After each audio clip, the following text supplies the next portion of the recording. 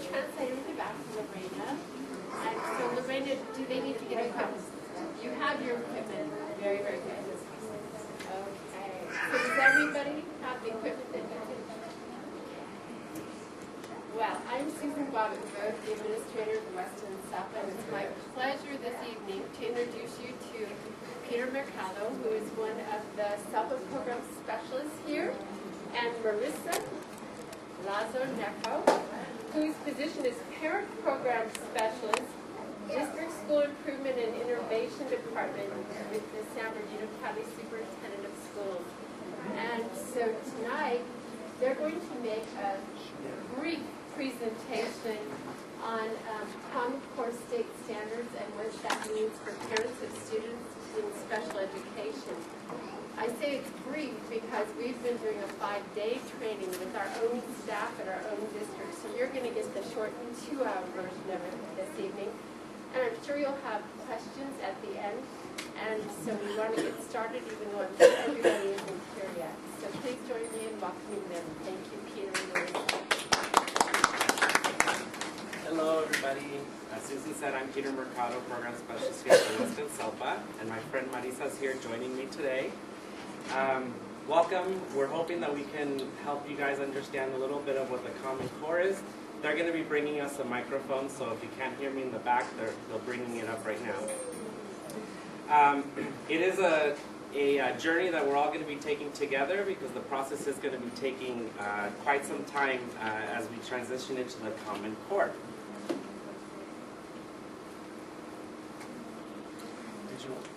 We already introduced ourselves. Yeah.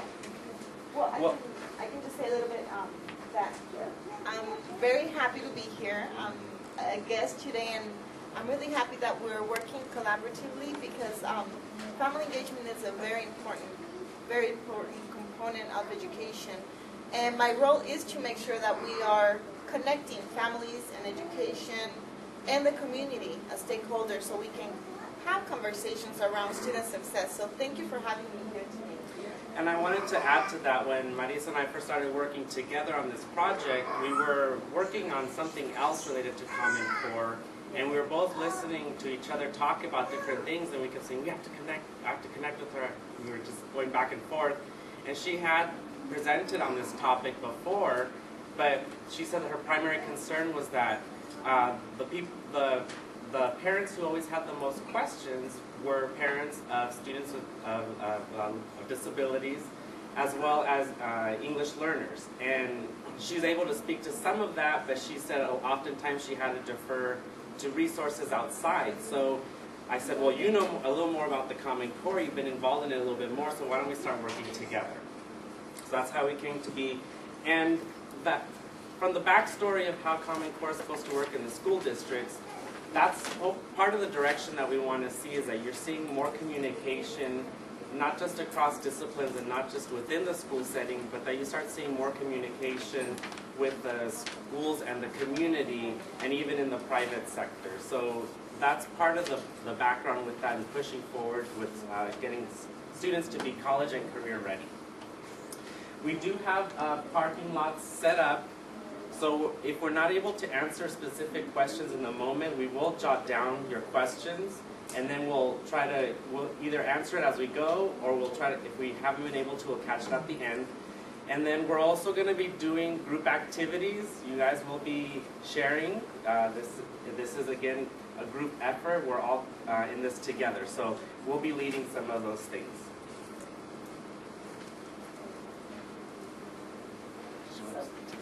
So, as you just heard, we've been doing a lot of conversation as far as what is Common Core looking like in the classroom. And the one thing that we always say is, well, if we're going to start talking about conversations and what would it look like in the classroom when we're talking about Common Core, we cannot leave the number one teacher aside, and that's you guys. So as parents, we want to join in the conversation and see how would it look like at home.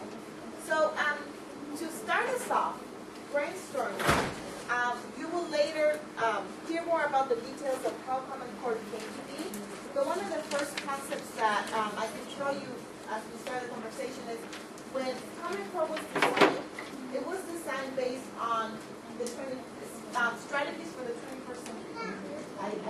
project that well, so this is better.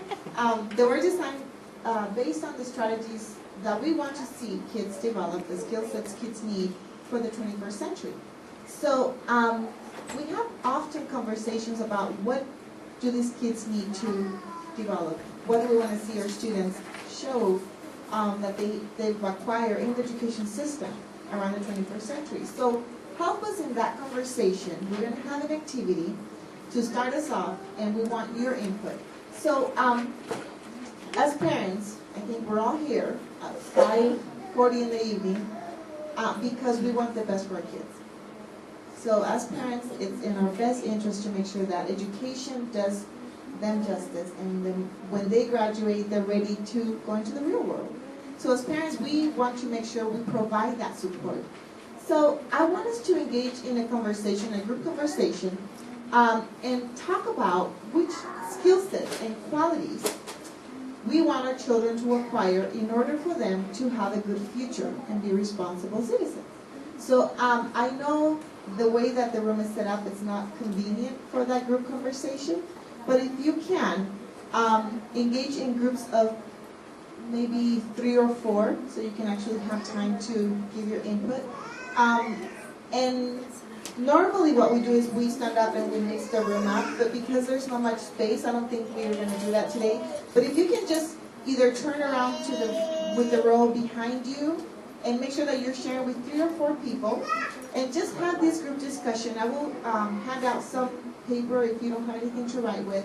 That way you can engage, and then we'll report out. So this is the topic we're going to focus on.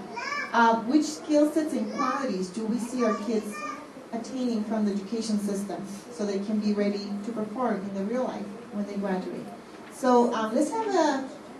I just have a comment. I noticed that there's Spanish translation and Spanish speakers, so do you Yes. want to, like, because I would want to pair up with these ladies, but I know that... They're Spanish speakers. That's very, very good comment. So if you speak Spanish, si hablan español, levanten su mano. So we'll have our Spanish speaking group. Si hablan español, si gustan, por favor reunirse en esta parte de aquí enfrente para hablar todos en español. Muchas gracias. So thank you for pointing that, and it'll help us with the flow of the conversation. So definitely, let's take about to begin probably 8 minutes to start the conversation, and we'll check in 8 minutes Are you recording? with how you're doing. Yep. I guess I'll turn it on. A little bit of clarity as to what we're going to be discussing tonight. I did want to talk about how we are going to be first going into what Common Core is. I know that we are going to be specifically talking about how this applies to special education, but before we do that, we really need to go into what Common Core is and why it came about to be, and then how it is that this applies to all students. And then from there, we'll be jumping on from there and talking about what specifics that might mean for special education. So there's no way we'd be able to cover everything related to special education in a 2-hour presentation. But we're hoping that you could take some information from this as to what you might expect to see. Okay, so with that said, yes? I just had a quick comment on your slide because I'm not necessarily seeing how it drives with the Individuals with Disability Education Act. Since we're always told that we're not entitled to the best for our children, but only what is a free, appropriate public education. So therefore, if Common Core is, what's best for our children, then that would automatically disqualify the special education children, wouldn't it? Sure. If you wouldn't mind repeating that, sorry. Sure. Yeah, I was just making a comment. My name is Rita Loop. I'm a parent.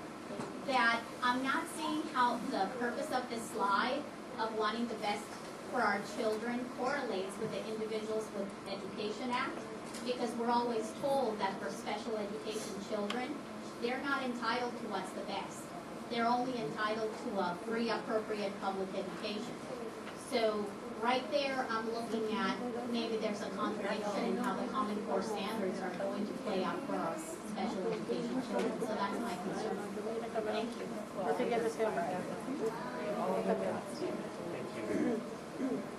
you. Would anyone like to share out as to what they were identifying as to what skill sets they want to see in their students or the children? She had her hand up first, so we'll start with her. You okay? Okay. Well, being that we're in the information age, we thought it was important that children not only be able to use the tools to access the internet and all that technology, but also be given skills to be able to discern what is credible versus what is not, you know, opinion versus fact on the internet. And then there are also concerns about cuts in possibly support resources for kids with special needs. All right, thank you. Is there anyone else who'd like to share? What we'd like to see, the skill sets we like, right? Yes, what skills would you expect to see in your children by the time they're done with school for them to be have success in the future and be responsible citizens? I'd like to see them have perseverance. Perseverance. And hardworking. Not just be willing, not fail and then give up, but be persevering. So not just with working, but continuing to work and persevere through difficult tasks. Oh, you forgot one? I'll get back to you. What we have typically seen, what we talked a little bit about, is there's 2 tracks for children, and usually in high school. And either you're going to go the academic, diploma, possibly college, career ready, or the life skills track. And what we were talking a little bit about is, you know, the children can benefit from both. All children can benefit from both. So.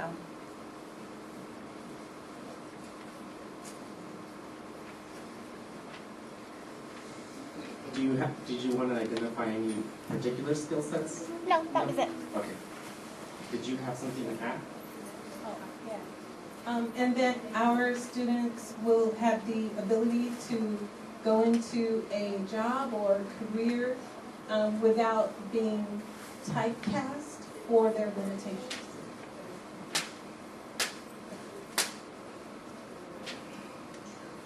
One of the skill sets I would like my child to acquire would definitely be independence, and to be able to go out and read. That is something to strive for. So independence with their skills. Independence, I think, is important because No, it's a big idea. go out there to college. Is it there? ¿También dónde está? To be able to go look for the information, to go look for the help is something that is vital to them because obviously they can't get along with everybody else. They can't just, okay, I know to look on the internet or I know to look up in the library the textbook that I need in college. If as an individual person, it's already hard. It's already difficult coming out of high school, going to college, trying to get scholarships, and as a child with a disability coming out of high school, it's even more difficult. So you just want that child to be able to go look, be able to seek it independently, and to be able to read. One of the main problems, I think, is that one of the life skills program, like that she was talking about, a life skills program is not really based on, okay, let's sound up to work. A lot of those programs are just, okay, it says exit, it says danger to work off the sign. It doesn't say, okay, you can go and look for this or that at the library. Anyone else like to share? We would like our students to have good organizational skills and to be able to self-advocate for themselves. So organize and be able to speak up for themselves. Anyone else? Okay. And if you think of anything else that aligns with that, feel free to just raise your hand. We can add that. I did want to mention, I just got someone pointed out that these keys were dropped on the floor. Okay, you are. Yeah. And you won a brand new Honda. Okay. So, keep all that in mind. We're going to be returning to this conversation. And we wanted to start the conversation with, before we move on, with this video. Well, if I Oh, can point out yes. something real quick. So, the reason why we started with this activity is because when we talk about student success, we mean success for all students. And I understand, and I heard some, as I walked around, I heard some comments of, you know, is this for all students or special needs students? Is this for only certain kids, or does that mean my student too? And we mean all students. When we're talking about success for all students, we mean it. So the reason why we're having this conversation here is because we understand that if we want to make sure that student, my child, has a successful year, they need me and my family and that support, right, whoever that is. Then, of course, I need the school to do their part and to give those support systems. But we're not alone. We also need community members, right? So this, I didn't make this up. This is actually research from Dr. Joyce Epstein from the National Network for Partnerships for Student Success at Johns Hopkins University. So what we're going to discuss today, it really is a big topic. It means Common Core, and it's changing the system for all kids. But that means our kids too. So when we're talking about student success, we don't have the answer for all kids, whether they're English learners, special kids. We don't have the answer for all of them, but we cannot do it alone in education. And then at home, I cannot do my job alone. I need partners. So as we start this conversation, you are a key member of the discussion. And so when we start talking about how does that look like for our kids, we want the best. And I really appreciate your comment on the slide. Is that pertinent to all kids? Yes, we really think all kids deserve the best education. And how is that going to look like?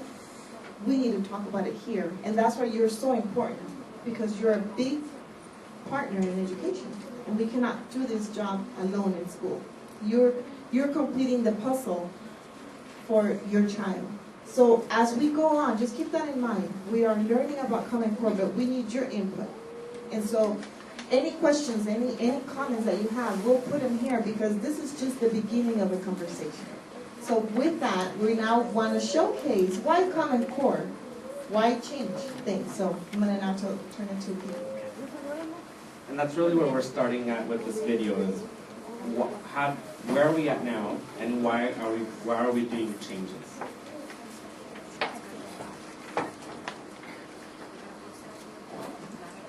Hello. Welcome to Energy Conservation Incorporated. Thank you. I really hope to get a job here. Well, let's get started with your interview. What do you think are your greatest strengths? My greatest strengths. Yes, your greatest strengths. What are my answer choices? What do you mean? My answer choices. You know, A, B, C, or D. There are not any answer choices. Oh, I understand. In that case, I choose C. You choose C? Yes, I choose C. My 5th grade teacher told me to always choose C when I did not know the answer. Oh, it sounds like your 5th grade teacher really prepared you for your future. Moving on then. This job will require you to write proposals about energy conservation. Are you a strong writer? Yes. My teachers always told me that I write very good stories. I also like to write poetry. Well, we will not need you to write poetry or stories. We will need you to write proposals regarding energy conservation. Proposals. Is that like writing a persuasive essay? Sure. In that case, yes. I am very good at writing proposals. Every year at school, my teachers made me write a proposal regarding school uniform policies. I also wrote some proposals about banning cell phones in school. Would you like to read them? No, I would not like to read them. If you get a job here, you will need to write proposals about energy conservation. Your proposals will need to include basic mathematical equations as well as scientific research. Wait, What is wrong? I am confused. That is not very surprising. You said I would have to include mathematical equations and scientific research in my writing. Yes, that is what I said. But that doesn't make sense. What doesn't make sense? Math, science, and writing. They are separate subjects. I don't know if I can incorporate math and science into my writing. They are all very different. Well, if you work here, that is what you will have to do. This job seems very difficult. I do not think my public education prepared me to work here. Well, I have to agree with you. I have one more question for you, though. Why did you think you were ever qualified to work here in the first place? Why are you looking around? You asked me a question, and I do not know the answer. So, I am looking for someone to think pair share with. There is no one for you to think pair share with. Oh. In that case, I choose C. I think I've heard enough. Thank you for coming in.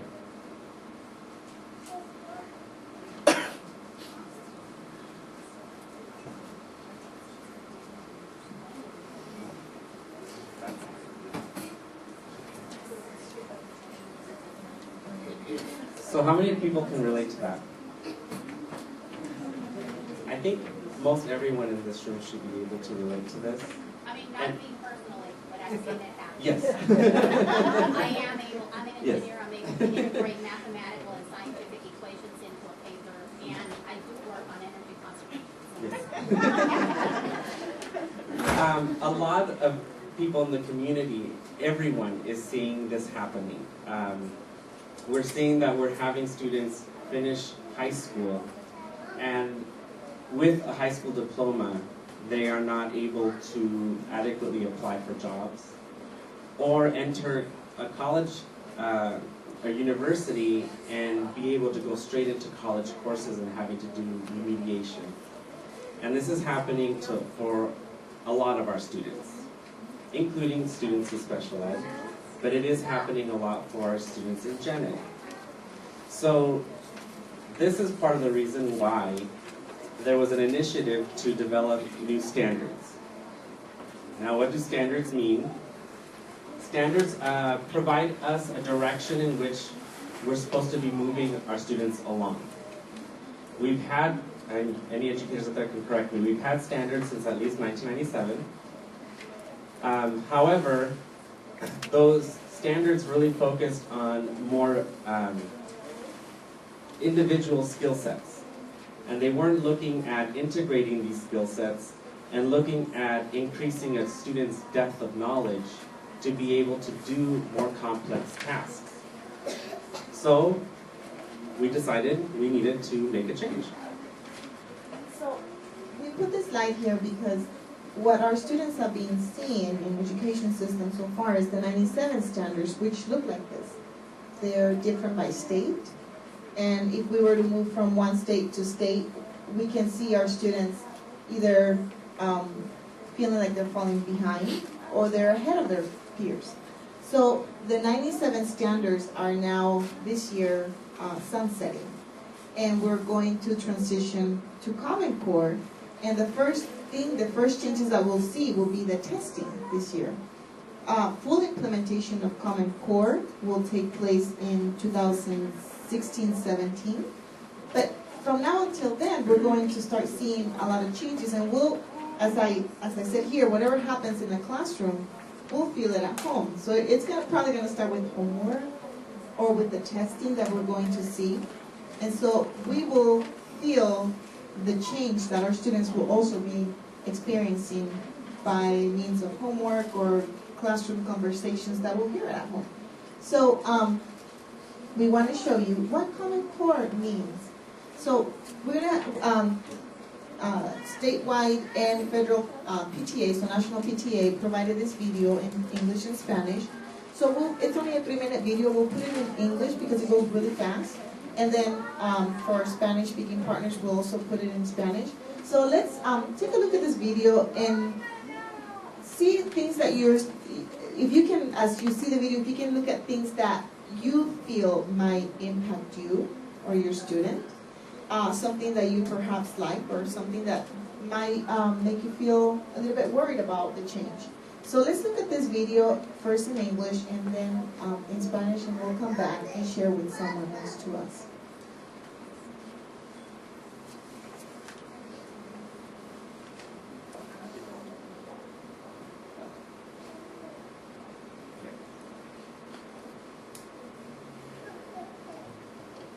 Like it or not, life is full of measuring sticks.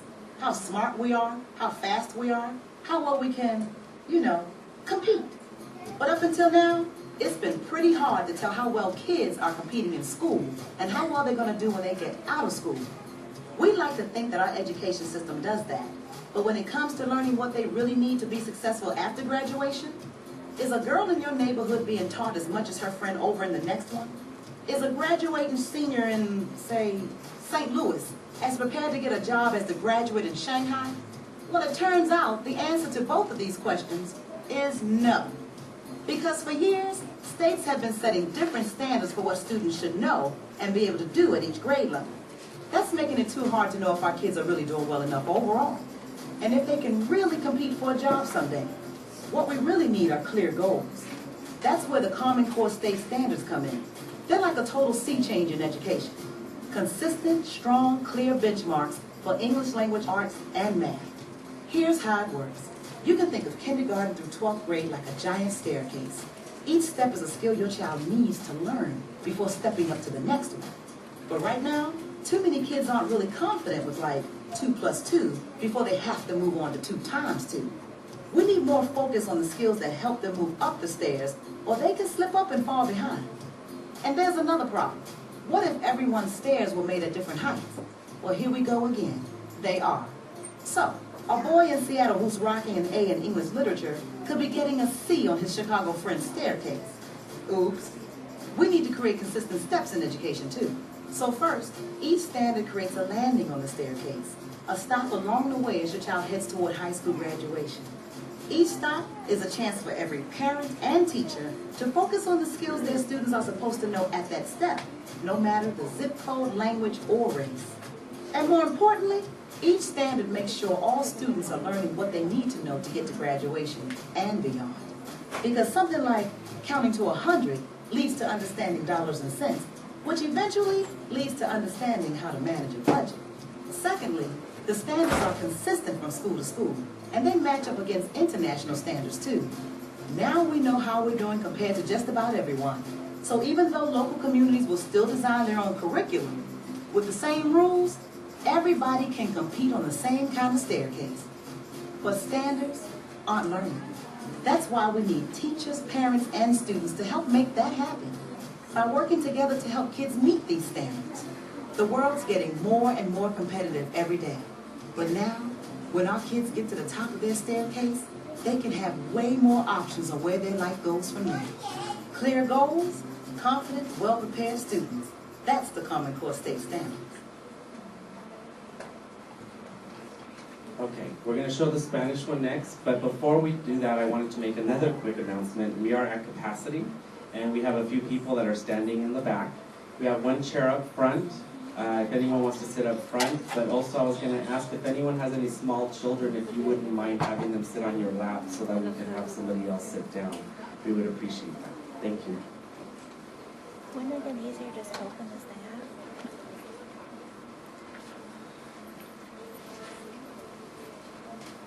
It's this size of this one on the other side. Yep.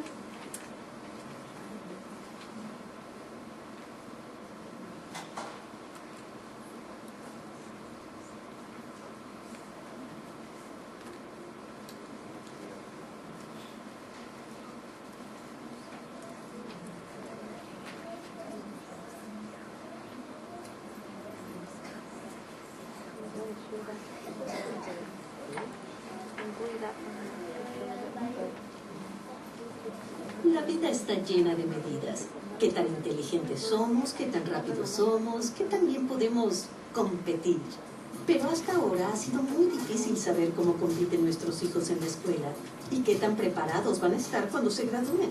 ¿Será que una niña en su barrio aprende lo mismo que una niña al otro lado de la ciudad? ¿Será que un joven graduado en Nueva York está tan bien preparado para obtener un empleo como uno graduado en China? La respuesta es no. Por años, cada estado ha tenido diferentes estándares académicos. Esas inconsistencias dificultan saber si nuestros hijos realmente van bien y si estarán bien preparados para competir por un buen empleo. Lo que necesitamos en la educación son metas claras. Por eso se crearon los estándares académicos fundamentales, una transformación total del sistema de aprendizaje. Ofrecen puntos de referencia consistentes y rigurosos, tanto para las artes del lenguaje en inglés como para las matemáticas. Funcionan así.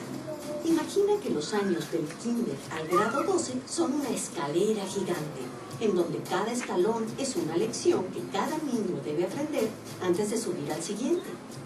Actualmente muchos niños no aprenden bien cómo sumar antes de que les enseñen a multiplicar, y al no aprender los temas fundamentales pueden resbalar y quedar atrás. Y hay otro problema. Las escaleras de cada estudiante son de diferentes alturas. Por eso, un niño de Los Ángeles que saca una A en literatura podría sacar solo una C en la escalera de su amigo en Chicago. Necesitamos medidas consistentes. Afortunadamente, los estándares crean plataformas para ayudar a todo niño en su camino hacia la graduación de high school. Tanto padres como maestros sabrán exactamente lo que cada estudiante debe aprender en cada escalón, sin importar su código postal, su idioma o su raza. Y cada estándar asegura que todos los estudiantes estén aprendiendo lo que necesitan saber para graduarse bien preparados.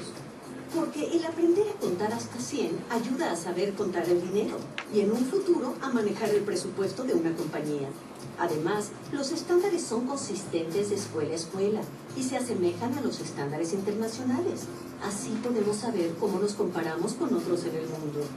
Las comunidades locales seguirán diseñando sus propios materiales y lecciones, y al usar las mismas reglas, cada estudiante puede competir en el mismo tipo de escalera.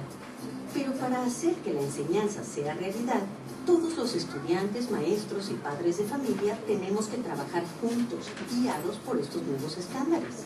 El mundo es cada día más competitivo, pero ahora cuando nuestros niños lleguen a la cima de sus escaleras, van a tener muchas más opciones.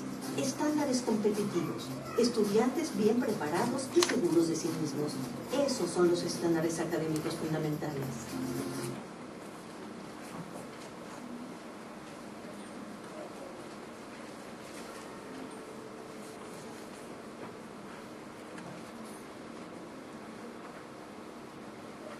So now, we're hoping that you can again have conversations with your partners and talk about what you found interesting about this conversation, these videos. Was there anything that surprised you? Was there something that you found interesting, or is this all just old news to you? If you could just talk to each other and have that conversation, and then we could do some sharing now. Again, we'll do about 8 minutes, five we are today. Is there anyone who would like to share? So again, if we could all come back in together, thank you very much. So at this point in time, we're hoping that you folks can share out to us with the videos that you just saw. Was there anything that you found interesting, or was there anything that surprised you, or any aha moments, or any concerns that may have come out of all of this? Yes, you said share concerns too, so I'll be very candid. Since I'm Cuban, I found it to be very much like communist propaganda and the videos they used to play in Cuba, where the government wanted the citizens to buy into their programs. And I mean, while I find the spirit of Common Core appealing, and I have no problem with the spirit of Common Core, I just think the devil's going to be in the detail. I personally don't have any confidence in the public school system to be able to implement it, and especially for kids with disabilities. In my own district, Upland Unified, the rate of children with disabilities taking the SAT or ACT, which is a college indicator, is 0%. So if I put my daughter in the Upland Unified School District, her chances of taking the SAT or ACT are 0%.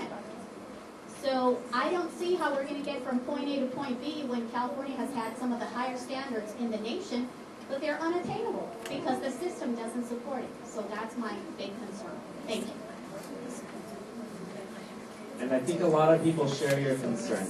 A lot of people share that concern, and not just in this room, but in general. What is it that in our system needs to change, and how are we going to get there?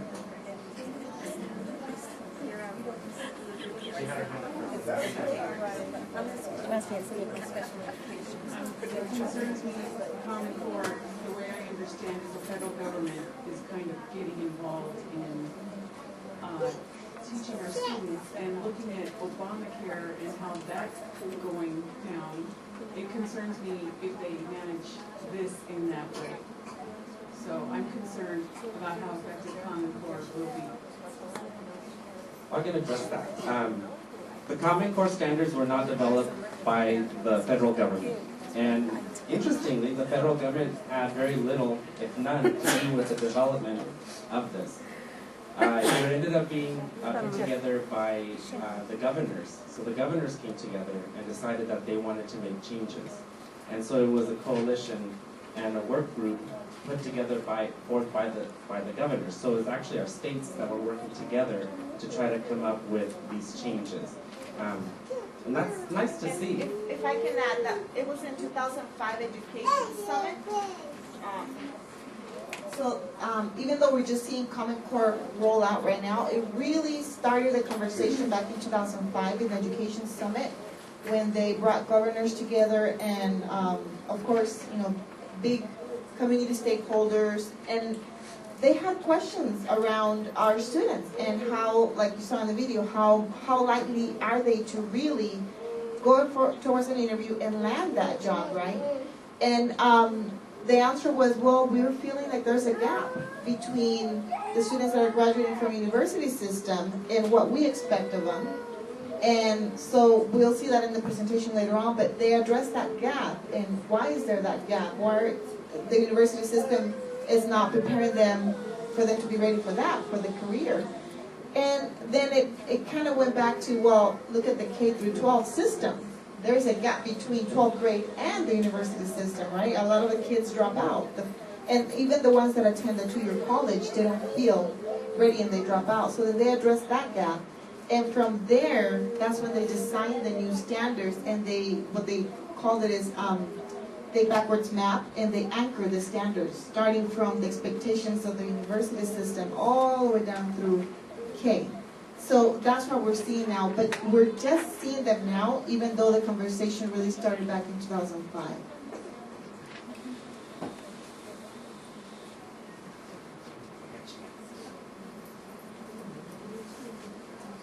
Well, the problem is, I'll say it up so you all see. You can develop any kind of curriculum, whatever, around making me learn clothing fashion. It's not going to work. There isn't anything going to make that happen. The problem with the education system that I deal with every day is that the education system is not particularly interested in teaching kids. It's not designed for that. Now, one big reason for that I can see, there are many, but one big reason for that is there's no reward for doing that any more than is convenient. For instance, if you manage to spend 8 years screwing a kid out of what he needs and saving yourself $10,000 or $15,000 a year, and you eject him into the larger society not knowing how to read anything, your district saved, he was there for 8 years, you saved, what, $160,000, right? So you managed to save that money. Now, of course, the kid can't do anything. He winds up in prison or whatever. And the state winds up having him as a guest for $50,000 a year for, I don't know, maybe 10, 20 years. Now, there is a net loss here. But the districts, the education industry, was able to dump their externalities out onto the society the same way that I'm going to do all right in my business if I'm allowed to throw my trash over the fence into my neighbor's yard. So that... So...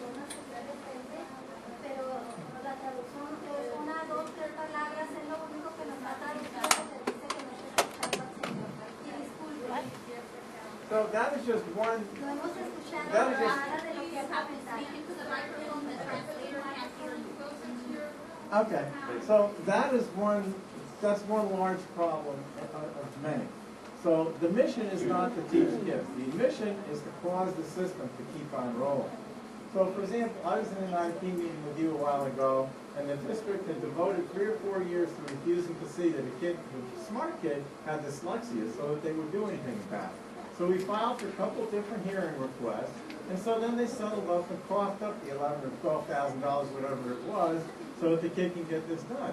Now, if the district wanted to educate him, I wouldn't have been involved, and being lazy, I would have not wanted to be involved. And they would have taught him 3 or 4 years ago. They didn't want to. And so that district, which is an elementary district, would be delighted to dump those 8th graders into Chafee Union Joint, which then has to suck it up. And so this is why you can do all of this kind of stuff, and until you address an education system that's designed to avoid doing its job and to reward the people who do it, and instead motivate them to do their job, like if they don't do it, it costs them, and if they do it, they get rewarded, we're not getting it.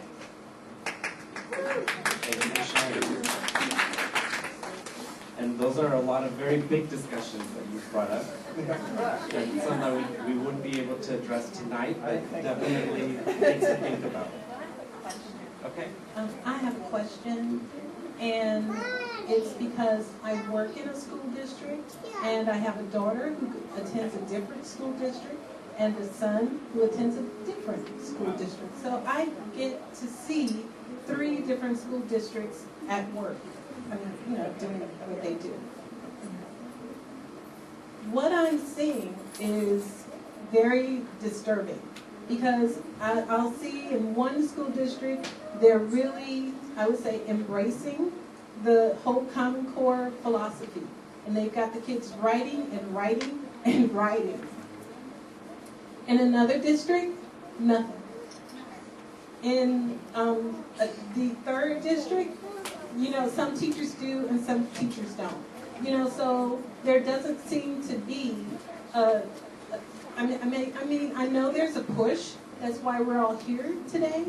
But there really doesn't seem to be any kind of consistency out there in the districts, you know, telling the districts what they need to be doing right now.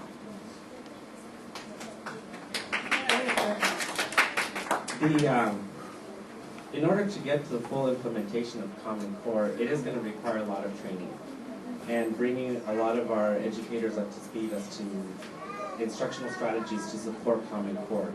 So it doesn't surprise me that you are seeing different things. Some districts started sooner than others. Some of them didn't.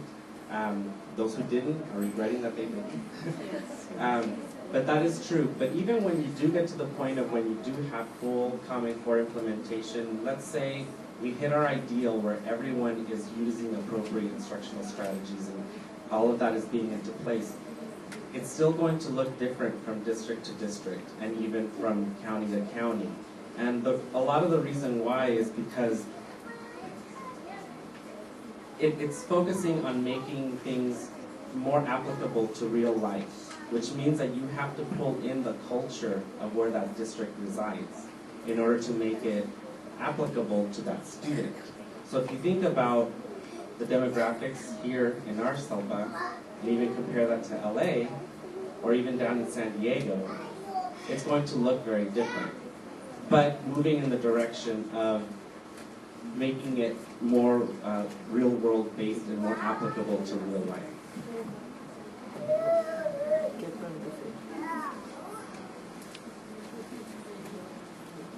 Yeah, a concern that we discussed is since you're teaching higher level and critical thinking, children that are in general ed classes that have exceptional needs, our concern is that there will be a push of them out of the general ed because it'll be too difficult for them in those classrooms, and that you'll see more of a surge in numbers in the county classrooms in our WESELPA.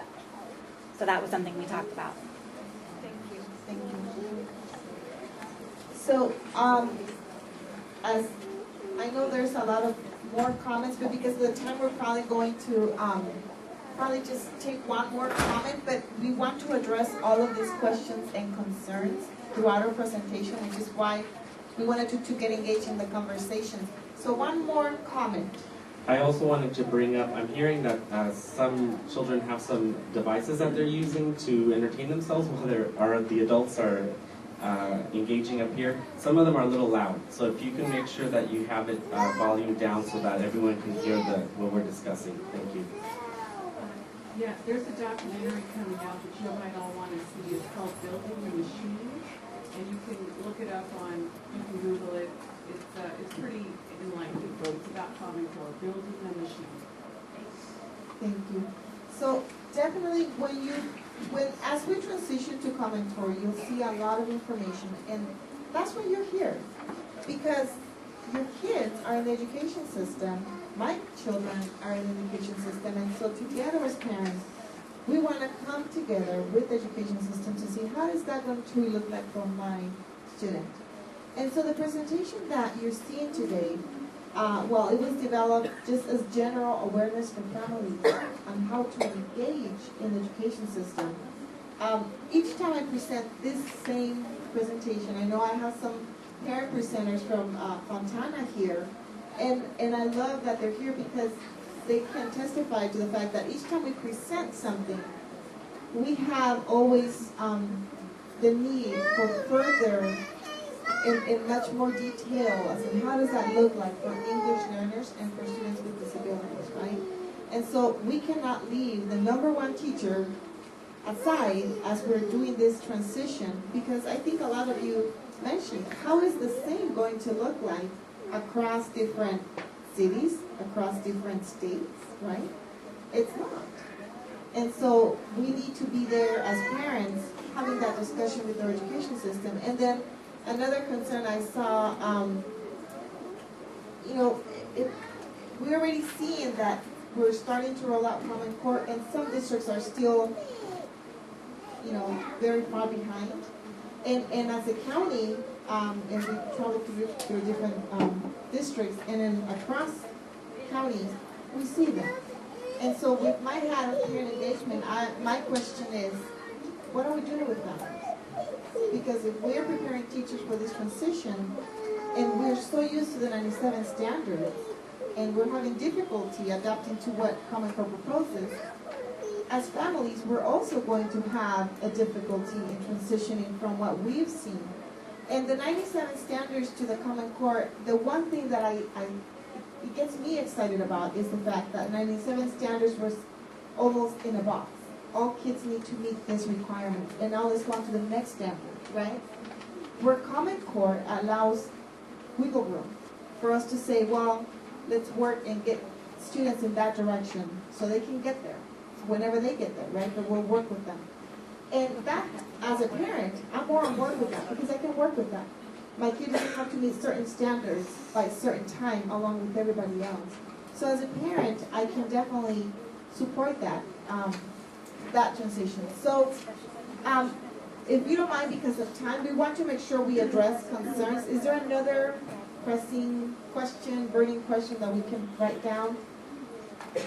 I just have one more a general idea I feel needs to be addressed, which is during this transition time, I feel like my kids are a little bit in the gap. They've been, 7, 8, 9 years learning the 97 way, and now while we're transitioning, some of their classes don't have textbooks. Some of their teachers are implementing Common Core in baby steps. Some aren't. Are they just losing, this year of school in a sense? as far as their own advancement is next year. I thought it was all coming into play next year, full bore. From what you're saying, it sounds like it's actually the next year. You know, there's a gap. It'll take a few years. What happens to the kids that are smack dab in the gap? Whether it's my special ed student or my typical kids, it's a big concern. You know, they're the transition. They're lost in it, in a sense. Yes, I agree with you. I think I wouldn't say they're at a loss, but definitely they're going to feel that change, and that's why we've encouraged all sites, all districts, to start engaging families, because there's no way we're going to do this transition and leave kids out on their own, right? We need to be there as parents because they will feel the difference. And as you said, it's not the same from classroom to classroom even.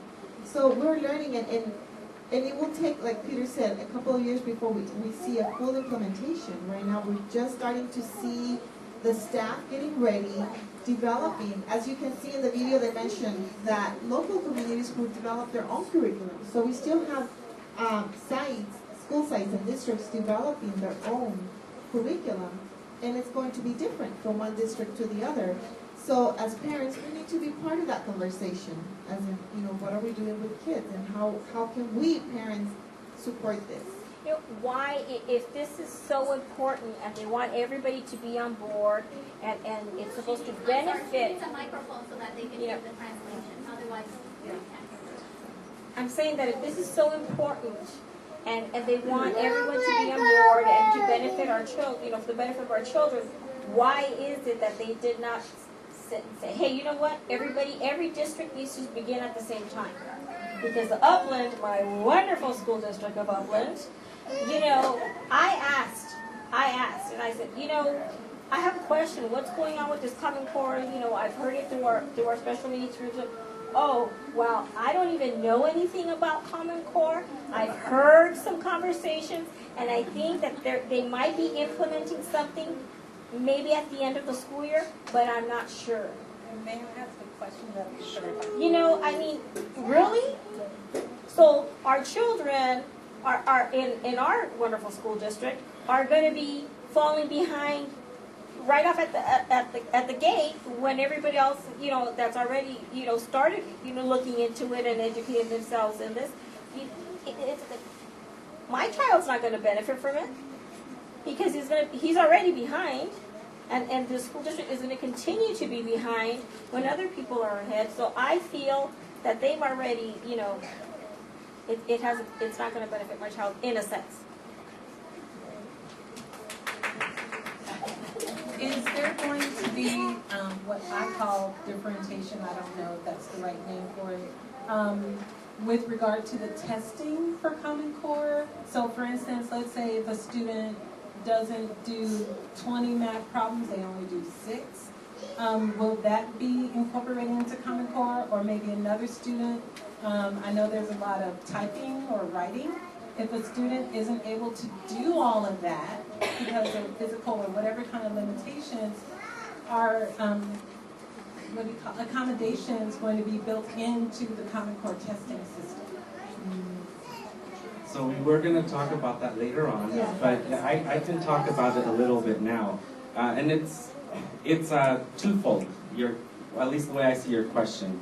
There's the instructional component, and then there's the assessment component. Part of the instructional strategies that go along with Common Core, and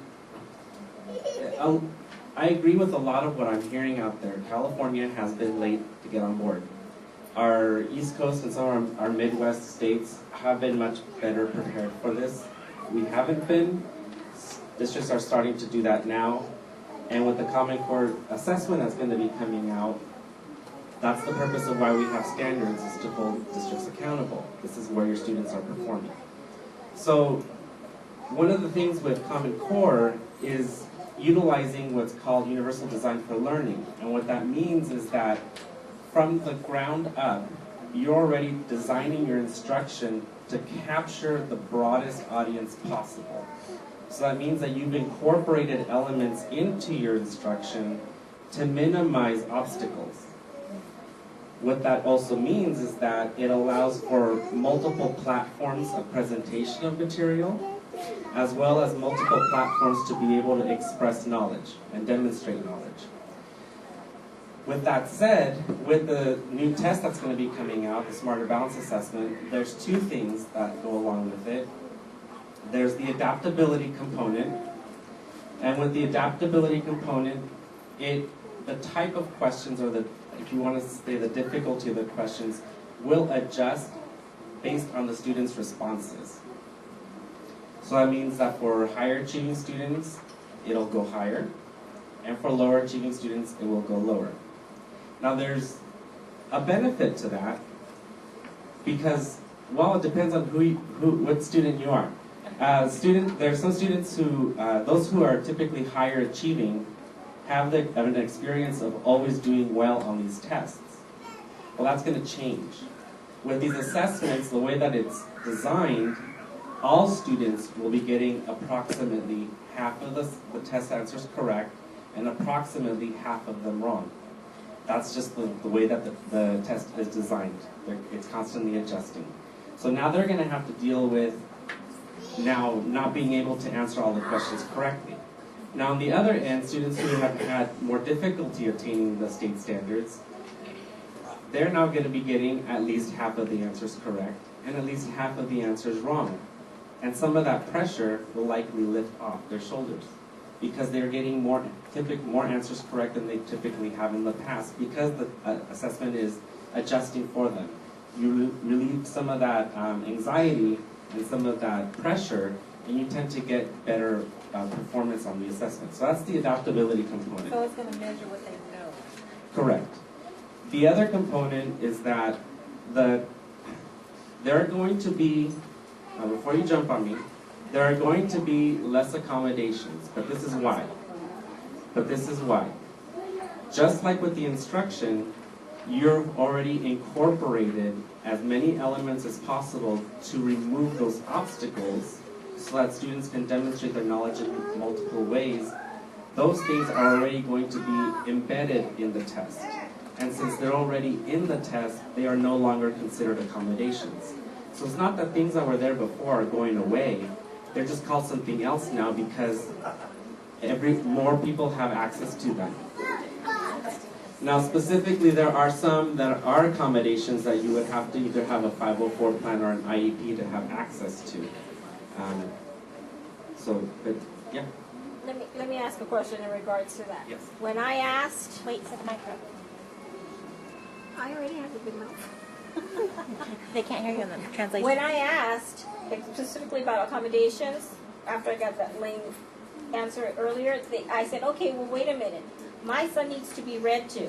And she says, well, everything is going to be computerized as far as we know. So he will not be able to be read to. And I said, okay. And I go, what about math? And everything is computerized. They have to be able to read it on the computer. And I said, he can't. I said, he already struggles if he sees mathematical equations on the computer. He does not do well. He has to do it on paper. She goes, they will not accommodate them even if they have an IEP. And I said, really? And that was probably due to ignorance. They probably didn't know the correct answer, and that is not correct. There are both embedded and non-embedded components, and there are accommodations that you can provide that are not within the computerized program itself. You can. Peter, I think we have to remember that accommodations are not just for the assessment either. We write them with the IEP for everyday instruction, so that will continue, and the students will continue to have accommodations on a day-to-day basis. Correct. So yes, accommodations will continue in providing instruction, and also for students to be able to display knowledge in different ways. But specifically with that, there are both embedded and non-embedded accommodations, and general accessibility is embedded and non-embedded. And by embedded, that means it's in the test, and non-embedded, it's outside of the test, that's provided outside of the computer itself. So if you, I'm looking at the time and I'm thinking of the presentation itself. So if you guys don't mind, I don't want nobody to leave and just leave with half of the presentation done. So we want to make sure that you understand the scope of Common Core. How does it look like for families altogether? And then how does it look like for our community here, right? So we'll go ahead and continue, but we definitely will address those concerns and questions here, and those that we cannot answer, it's really good information that we can take back as we continue the conversation. So again, it's just going back to when were they developed, why was it developed, there was a need, and it was addressed in 2005, even though we're just seeing it right now. There's a need that says we need to make sure our students are globally prepared. And what does that look like? Well, we need to develop it, but the 97 standards were just not doing that for our kids. So we owe it to them to make a change. So that's where the Common Core concept came from. Again, it's because times are changing, and we want to make sure our kids are prepared for the 21st century. So if you Google it, you'll find the 21st century skills, and we don't know what came first, the chicken or the egg. We don't know if the 21st century skills impacted on the Common Core, or the Common Core impacted 21st century skills, but they were born around the same time. Rumor says that it's 21st century skills that shaped a lot of the conversation on Common Core. And what does it mean, 21st century skills? We want our kids to be able to perform in real life, right? How could that look like? Well, we want them to practice those life skills in the classroom. So we want kids to be able to engage in conversations in the classroom, practice it, so they can actually perform it outside, not necessarily lecture. We want them to be critical consumers of data, right? Somebody mentioned it at the beginning here. Be able to look at information and see what is fact and what is not, right? Be able to define what is fact and what is not. We want them to be able to seek learning on their own. Another component of 21st century skills other components are group collaboration. Common Core embraces the collaboration that we do in real life. When we show up to work, we don't just show up and say, I got the answers. We actually collaborate with a group of team workers, right? So how can we engage students in that from high school, from junior high, from elementary, so when they're out there in real life, they can actually perform those skills. Learning 24/7. Again, Common Core is kind of staying away from the now you go home and classroom is over. We can actually extend the learning to now you're going to continue this project outside of the classroom. You're going to meet with groups.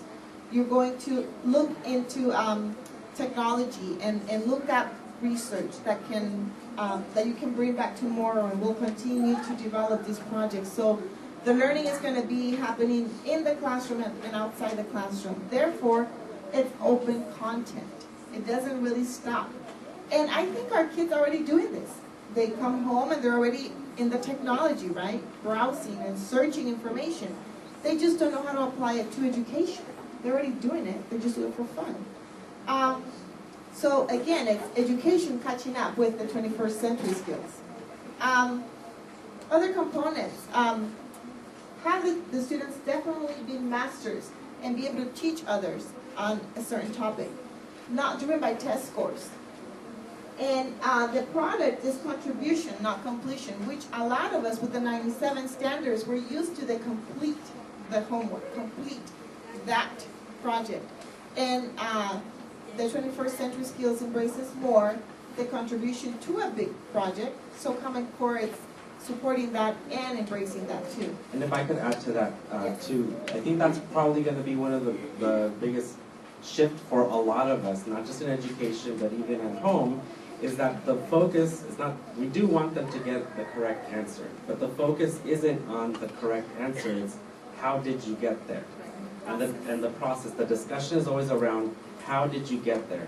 And then if in that process you didn't get the right answer, well then you're able to explain still the process and then go back and then find where your mistakes may have been.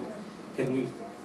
Question on that, if you could, so that the translator could. Yeah. Thank you for your patience, I really appreciate your demeanor, thank you.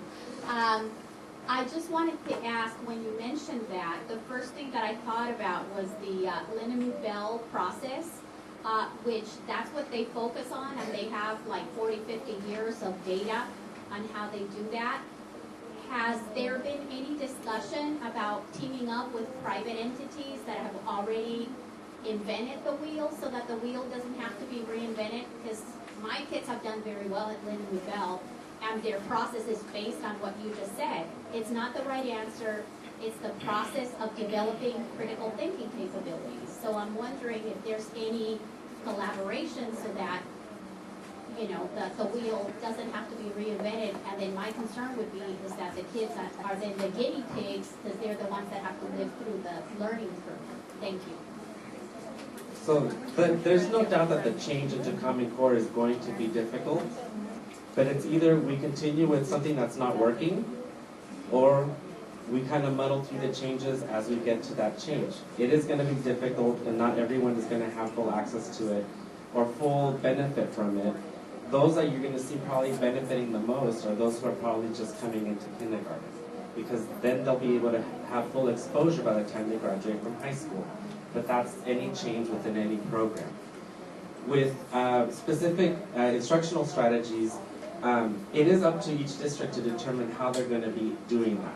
So if they decide to take that route, that's up to them. They're still required to use evidence-based practices. So long as they're doing that, then that's their prerogative. And as they developed the curriculum or the concepts of what drives the curriculum, and then as they developed the testing, they did consult with outside agencies, because again, remember that we want to make this practical, real life practical. So I understand that Google was in the conversation, so big agencies as to how they do things, what they expect for us to do as educators to prepare kids for real life application. So I understand that they were part of since the beginning. Remember in 2005 we got together and we said, well, we're not doing it, so what can we do? And the product really is a result of the demand from these types of agencies who we've seen have success, and they hire outside of the country. And we have to ask ourselves, why are you hiring outside of the country and not here? And so the result of Common Core is really a response to those questions we have from them. Yes? Actually, I have more of a, a comment. My son is in high school, and one of the things that made me nervous about this program was that nowadays there's a lot of social skills while working in groups. And in the beginning, it really scared me, because I thought my son has a hard time, as most of our kids probably, a hard time with social skills. His high school and his classes, they all are already working with the Common Core. And it has been pretty difficult in the beginning, but little by little, I am seeing that it's actually helping him in getting rid of that fear and being in high school, having like just one more year, and he's out in the real world. I actually see it, you know, it's kind of one day you like it and one day you're afraid, but I do see that it's helping him actually work his social skills, because when they get older, if the kids don't want to socialize, they're not going to socialize, no matter how many therapists they have. But when they have to be in the classroom and work in the groups, they want to be like their other peers. And so now my son he's pushing himself to do that. It is not easy, but I actually, in a way, like I said, one day I'm afraid, and I agree with all the comments here, but then one day I'm really kind of excited to see the little ones that are starting with this, because they're going to start doing more socializing, more work, more critical thinking, which a lot of times we kind of do a lot for them when we help them with homework. So I actually see the benefits that can be in the future, and especially with being a small world in a computer, they can have jobs that are going to be like here, Mexico, India, China. And again, I have seen that with my son, and I hope I made an appointment with a couple of my teachers, the chairperson for every department in my high school, and sat down for 2 hours so they could explain to me how they're working with the Common Core, and I highly suggest to do that too. And again, it's the real life application that with the 97 standards, if we think about it, we didn't have that room to wiggle around and let the kids practice in the classroom. And then we expect them to go to college and perform, or career and perform. So with the Common Core, we're embracing a little bit more of that. We have a hand in the back and a hand here, so. I'm a mom who has 2 boys, and I know for a fact that my boys have problems with, socializing. In addition to that, they have problems with writing. In addition to that, they have problems with expressing. They're just day to day. How was your day today? Okay, well, I tried to, well, tell me about it. Oh, okay. So what I'm afraid of is that the Common Core, most of it is they're gonna have to go in front of their class or their peers, however you want to say it, and they're gonna have to give out presentations. I heard second or third grade. Okay. My son in the second grade, he will not be able to do that right now. So what I want to know as a parent, how is the school, how is the district going to help me and help him get to where he should be at? Okay. And in addition to that, there's going to be a lot of stuff that they're going to have to go and research. Okay, great, we have technology. Is the school going to provide that technology for our kids? Or do we as parents have to go and advocate to get our kids to get the technology? That's where I'm coming from. And some of the strategies that you've asked, and thank you for that comment, we will share. Because our goal for this presentation is not really to send you off with a lot of questions on Common Core. Again, I want to go back to the beginning where we said we can spend a whole 5-day seminar here. This is just, if you want to consider it, just the awareness thing. We probably need to, but just two things I want to. Presentation and then go to questions, because I'm really missing the information. Okay. So I think we want to honor the time for the presentation. So if we can have a consensus as a group that we will continue the presentation and we will address questions, because a lot of what you're sharing may be in the presentation.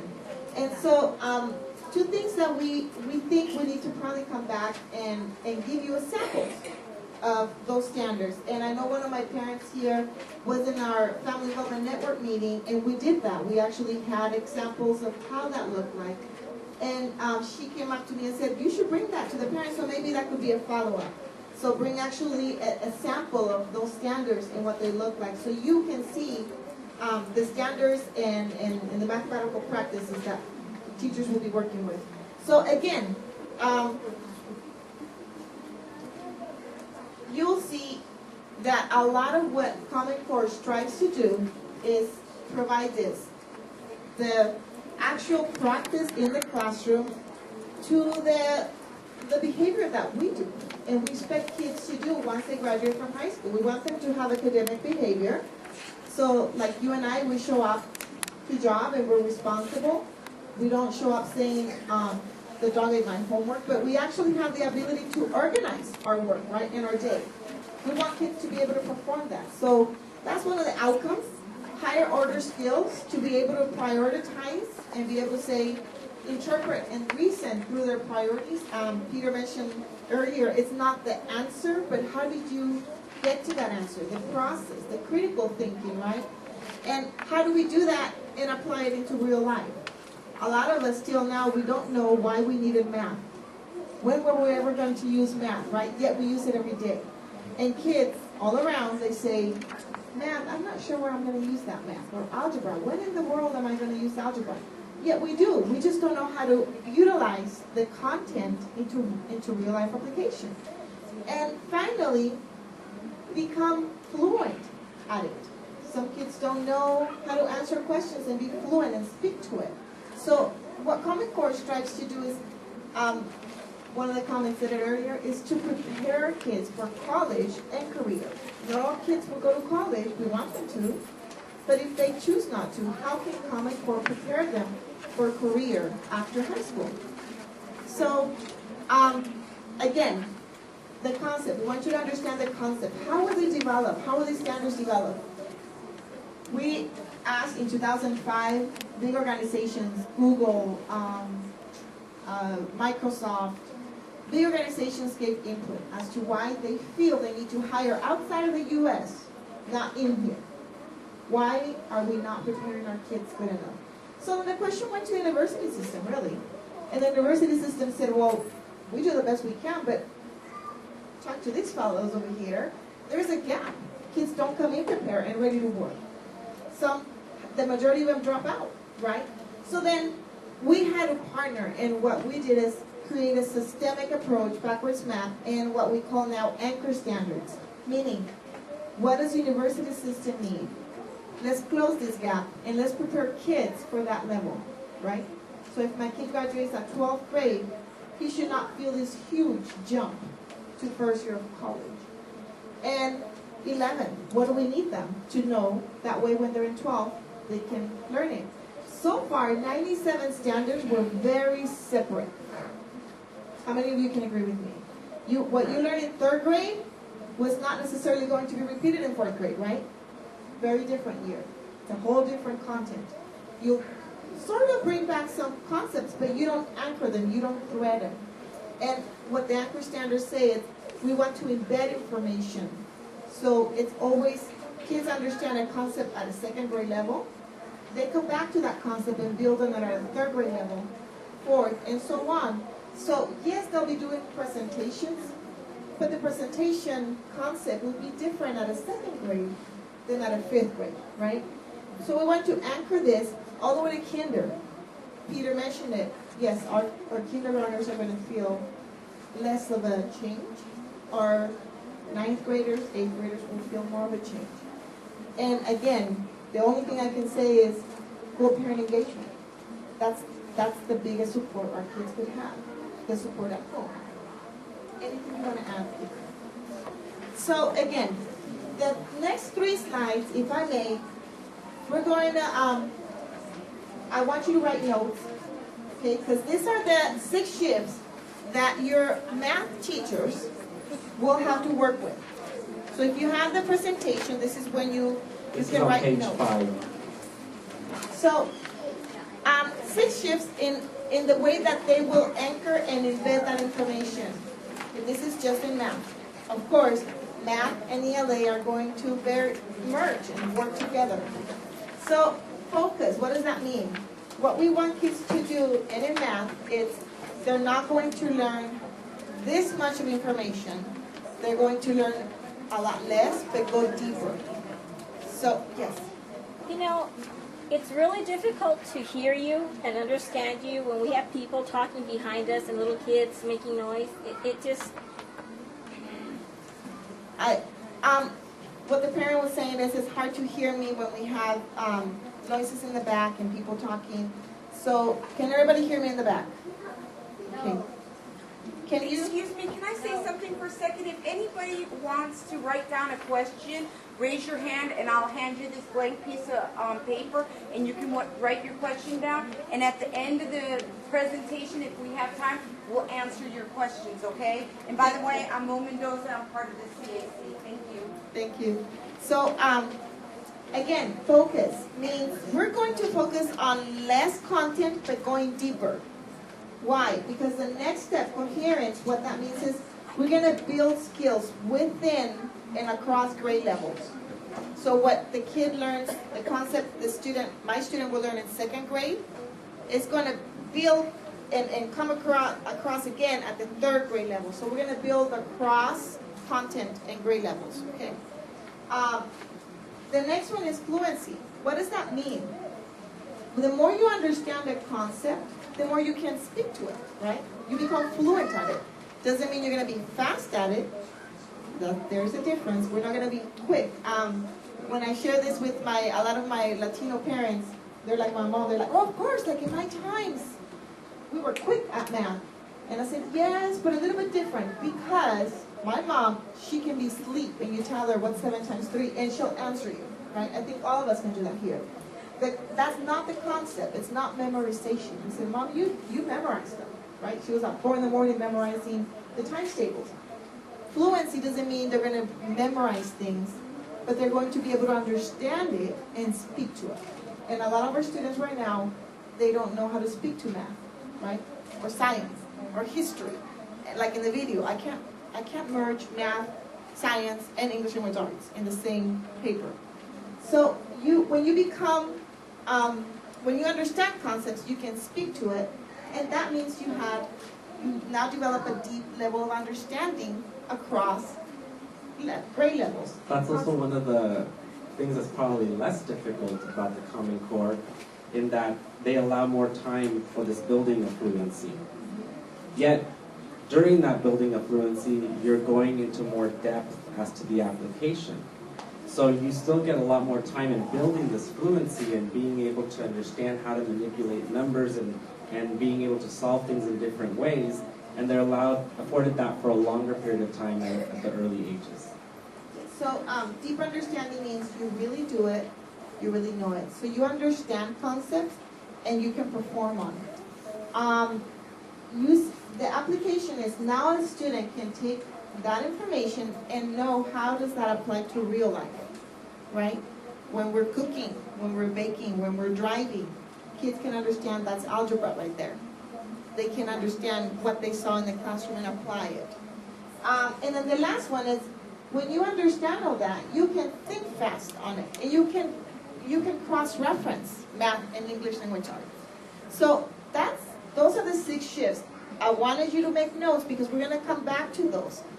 My goal here is not to share what the teacher is going to be doing in the classroom. My goal is how can we support this at home, right? Because if this is what my child is going to encounter, I want to know it so I can support it at home. And I think a lot of you said that. What tools am I going to be given so I can do this? So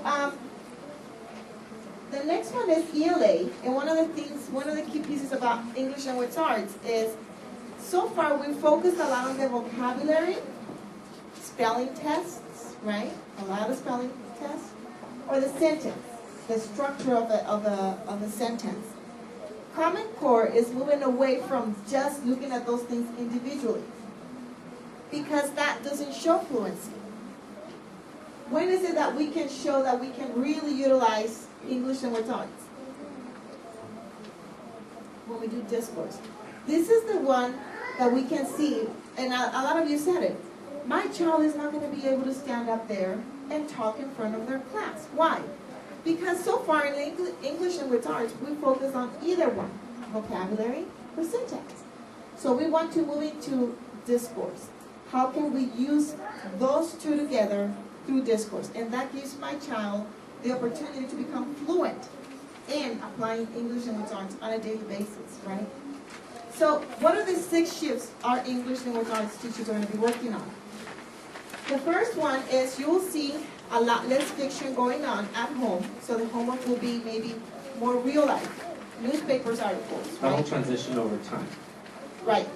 Over time, you'll increase more of the nonfiction material. And it does not mean fiction is going away. It just means we're going to balance, right? So therefore, this is the one that I think a lot of us need to look up.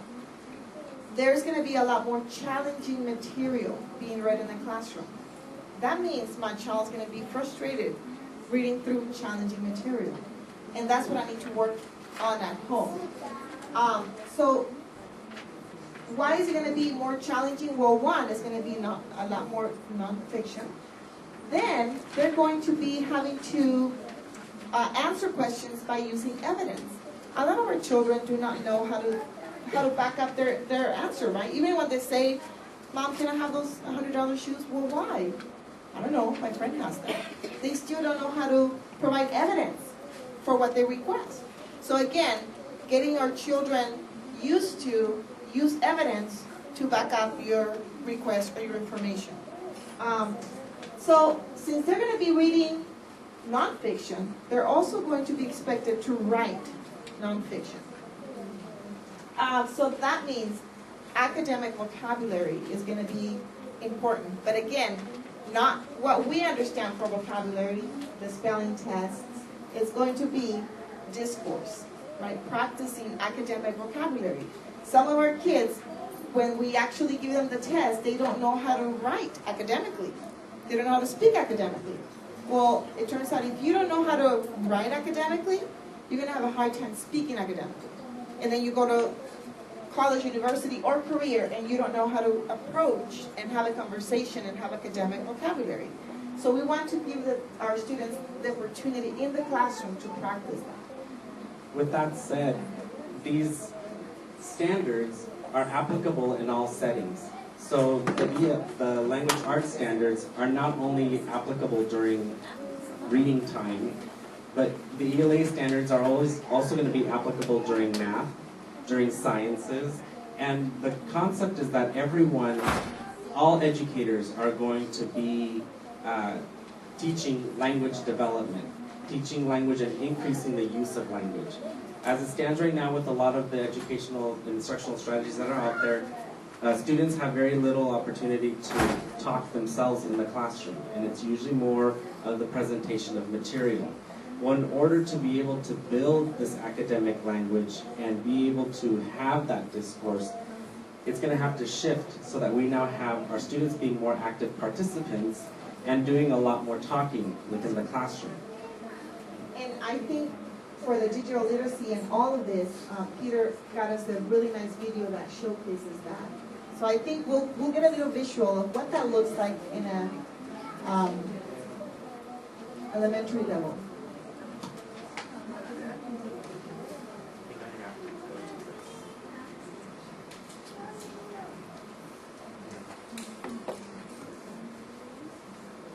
So this is an example of a classroom participating in an activity that would align much more with what you'd expect to see with Common Core.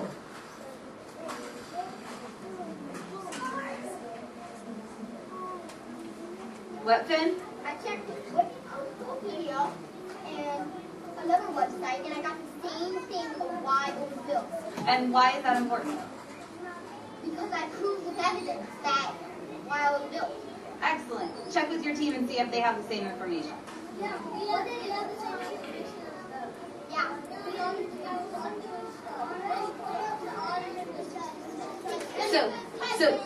So can you summarize for me which of the 4 C's have you already used?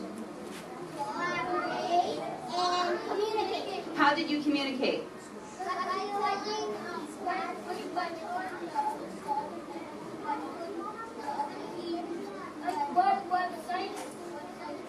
Okay, how did you collaborate?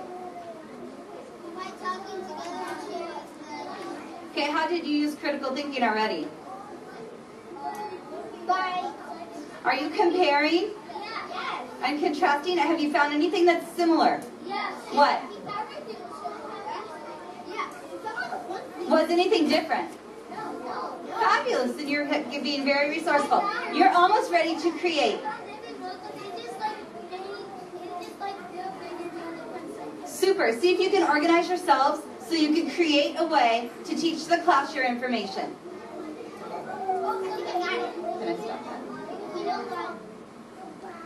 So this probably looks very different from what you are currently seeing in a lot of the classrooms. There's a lot more student engagement.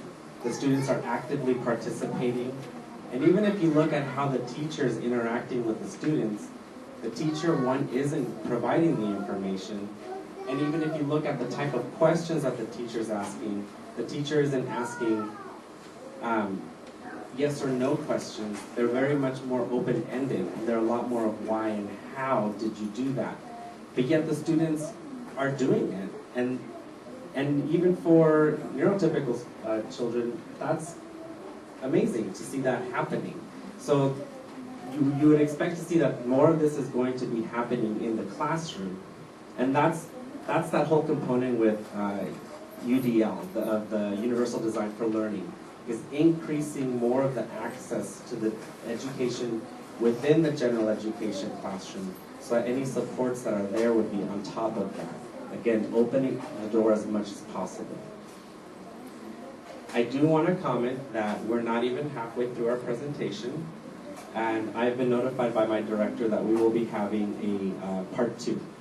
So if you could continue to write down your questions in pieces of paper, turn those in to us. We will be concluding at 7:30, but if you could continue writing down those questions, then we can get to them when it's rescheduled for the part 2.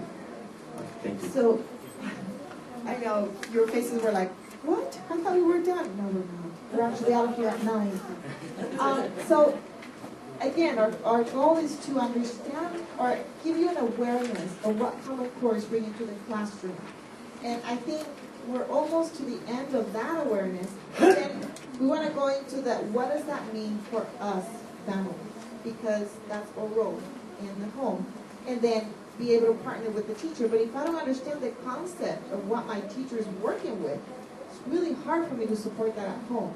So the 6 shifts in ELA and math, we wanted to bring to you as a FYI. We haven't allowed you to play with it, so perhaps when we come back and we talk about what does it look like for families, we can play more, we can bring the resources that you mentioned. So you get more of an idea of how do those look like, one by one, more in detail.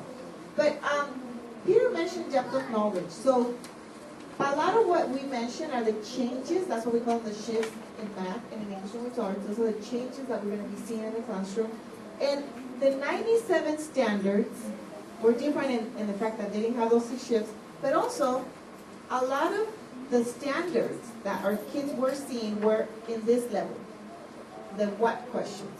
So depth of knowledge means we're gonna bring students and through a topic, be able to work with them through collaboration, and for them to be able to make connections between one grade level and the next one, and move them from the what questions, which is the beginning. Not that they're bad level of questions, but this is the very beginning phase of a conversation. When you're thinking about critical thinking, higher order skills, we don't practice that enough here.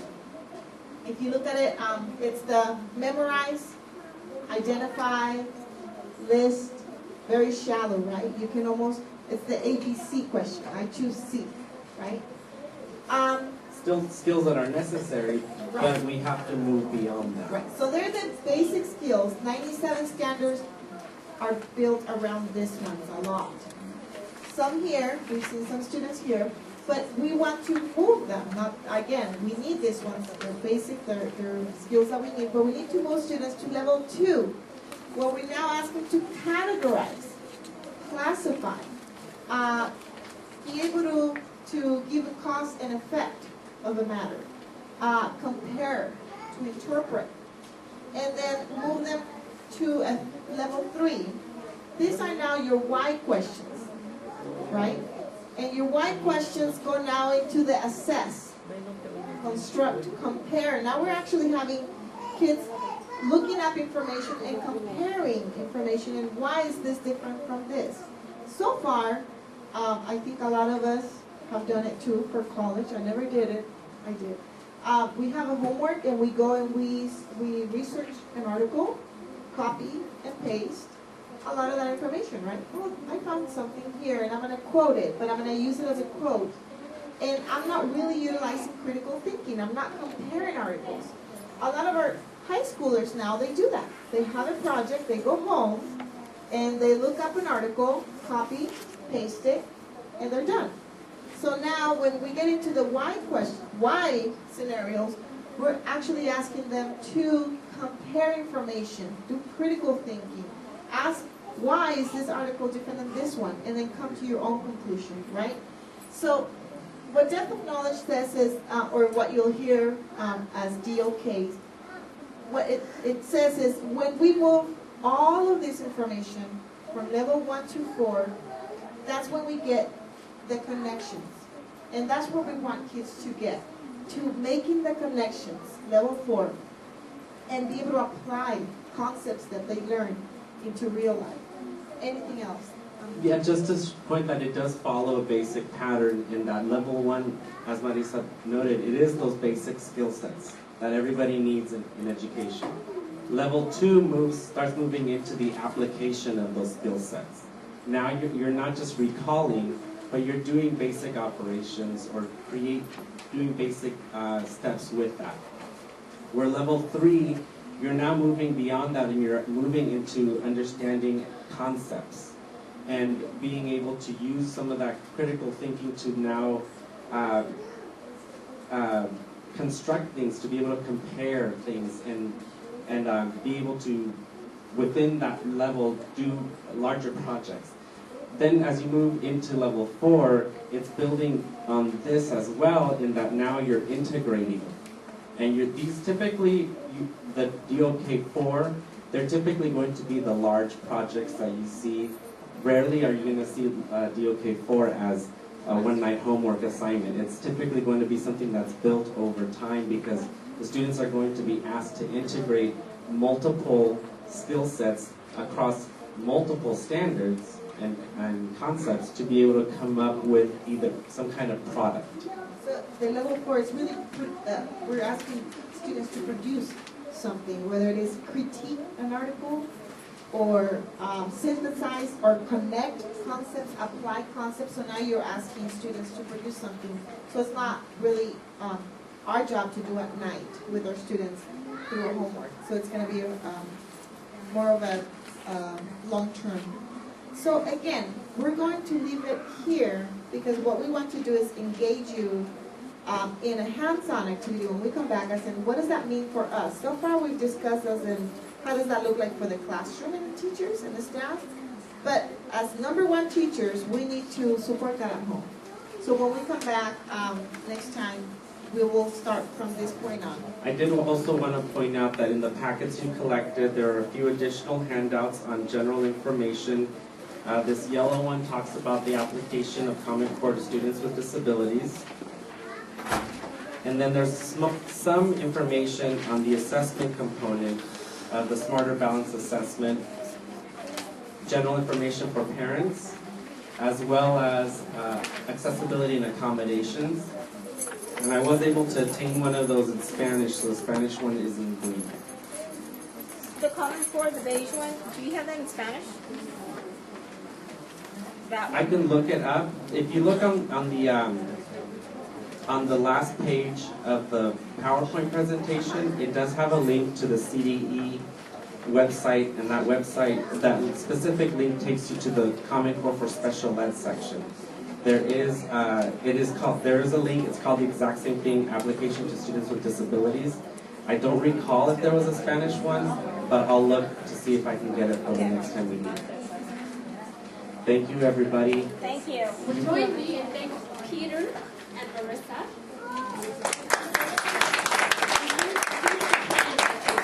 Make sure that we have your email address tonight. I think you all signed in. Does anybody not have email? Okay. Make sure we have your email address on the sign-in tonight.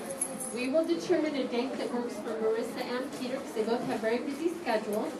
And we will send out a notice that we're going to hold session 2 because to open it up for everybody to come for session 2, I think they'd be a little bit lost. So we'll just send it out to everybody that came tonight. And we look forward to seeing you. And thank you again so much. And thank you, Peter. Thank you, Peter and Thank you.